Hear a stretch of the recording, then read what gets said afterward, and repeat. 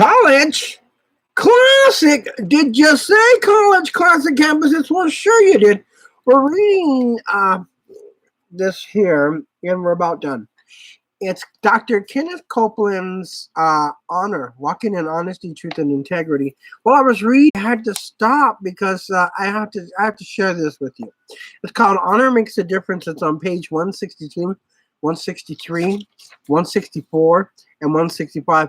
And I want to share this with you because this is just terrible. And this is the way things are going today with the world and everything that we're suffering, everything that we're seeing, everything that we're venturing in, or predator and all that good stuff. There is a documentary about an abused child. I've seen it twice. It's about a little girl who was abused by her parents. A pastor and his wife adopted her. And this is The Shining. This is the Amityville Horror. This is Ben. This is terrible. You got to hear this. The pastor and his wife adopted her, not knowing the extent to which she had been abused by her biological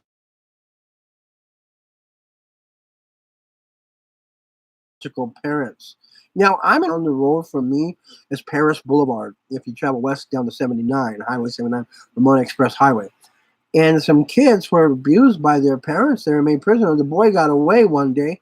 And he went to the police, and he got help from the police, and they came in, and they got everybody. And the parents are in jail right now, and they should have given him the death sentence. They've been raping them, and God only knows what else. Who knows how many abortions the girls have had. And it's just, it's terrible. I can't believe it. So here we go. Nobody knows the extent of her abuse by her biological parents. She was just a small child when the couple adopted her, but that little girl wanted to kill the whole family. She was asked about it. There's a little girl. What, 8, 9 years old? 7 or 8? What were you trying to do to your brother when your mother pulled you off him?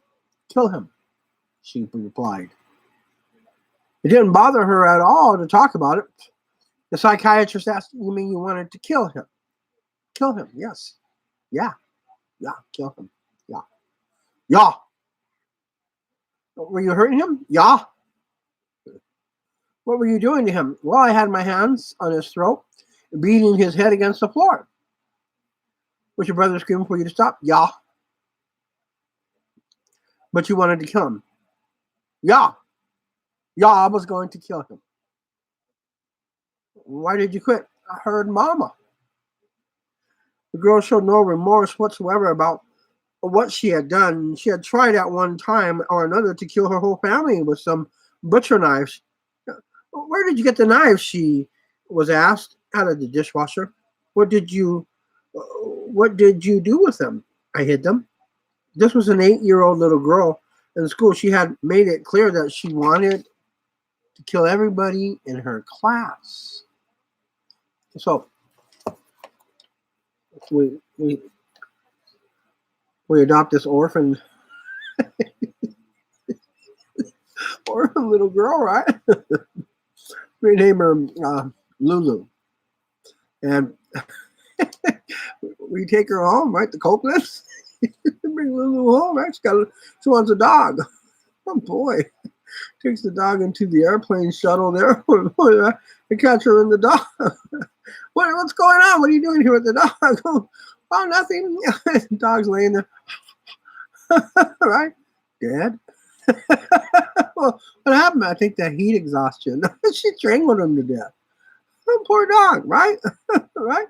Hey, Copeland's invite some people over. They put all the kids in a room while they're praising the Lord, right? And you think, "Oh, it's okay. We're here at the house. We don't need anybody to watch them." They go in the room, and 2 kids are dead. What happened? Heat exhaustion. They look at that little girl. "Hey, Lulu, what's going on here, you little orphan? What are you doing? What's going on?" So that night, they're talking. Lulu's listening, right? She's listening on their cell phone. She broke into their cell phone. She's got one. She's listening to them in their bedroom. I have to take her to the police tomorrow. So goes downstairs to get the knives, comes into the Copeland's room, and tries to kill them. This is terrible, right? She kills Copeland. In the morning, she goes. she's gonna go to school and kill all the kids. This is just terrible, right? It doesn't get any worse than this, right? But no, it wouldn't be the Copelands. It would be these other ministers. But this is just something. I can't believe this. So she wants to kill everybody in the class. I want to inject this note. It will show you that Satan's nature of what man is like when he is separated from the knowledge of God. What's possible? 8-year-old, say for instance, I'm a pastor, I'm a minister. Me and my wife, we adopt these kids, right? She's invited all my friends over from, let's say I'm from the church of Ramona Express Highway, and you know, and I had to wake up in the morning, and she goes to school, and she's going to kill all the kids in class. It's terrible. It's awful. So I want to say that Satan is mean. He has death in him without a bonding to parents. Many children wind up in the devil's clutches. The streets are full of them today. They don't care whether anyone else lives or dies. Why? Because their parents didn't care whether they lived or died. Their parents never bonded them with them. They never taught them anything. They just threw them out of the garbage and let them grow up anywhere they could. Today we have an entire generation of godless people. My sister has a friend. She's on. I know she uses drugs. She can't sleep at night, stays up till 4:30, 5 o'clock in the morning. And her friend is on Prozac. And so I was talking to her friend. I said, this woman's crazy. She's crazy. And she said, yeah, she's on Prozac. She's bipolar. So, and you don't bring these people around me and Dad? Are you crazy? You don't bring these people around us. I told her, I did a little study on bipolar narcotics, bipolar drug addicts on meth, crystal meth. They're dangerous. This woman I read in, I believe it was Chicago or Washington.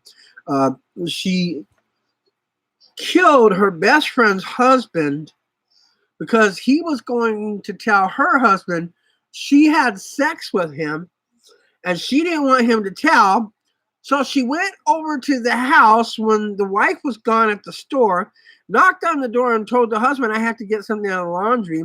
She let her in. She went in there and she killed him.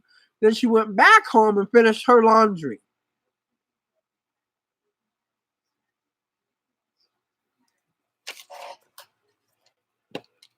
This little girl who was placed in a home run by Christian people who knew how to treat this kind of child. There was some 9-year-olds in that same place. There were some 9-year-olds in that same place who had committed murder and didn't care. They were dangerous. Yeah, come on. Yeah, these adults begin to bond with the children. The youngsters couldn't do anything without adult supervision.